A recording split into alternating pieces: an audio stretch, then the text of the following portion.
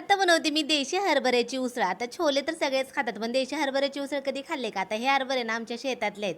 तर काय केलं होतं रात्रीच पाण्यामध्ये भिजत घालायचं आणि सकाळी भिजतातच, तरी पण थोडंसं आपलं कुकरमध्ये शिजवून घ्यायचं. कुकरला 1-2 शिट्टी मारायची आणि एकदम मऊ असा हरभरा शिजतो. नंतर मग कढईमध्ये तेल गरम करून घ्यायचं, थोडेसे गरम मसाले घालायचे, नंतर कांदा, टोमॅटो छान लालसर झालं की नंतर थोडंसं मी खोबरं, लसूण, अद्रक आणि कोथिंबीर याचं वाटण पण घातलं होतं.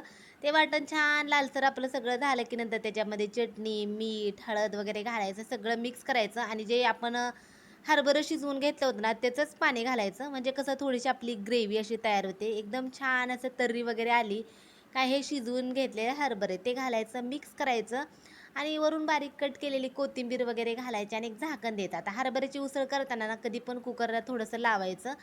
म्हणजे कसं छान एकदम सॉफ्ट अशी आपली हरभऱ्याची उसळ तयार झाली. चला या पटकन तुम्ही जेवण करायला आणि जाता-जाता सबस्क्राईब नक्की करा बरं का. बाय.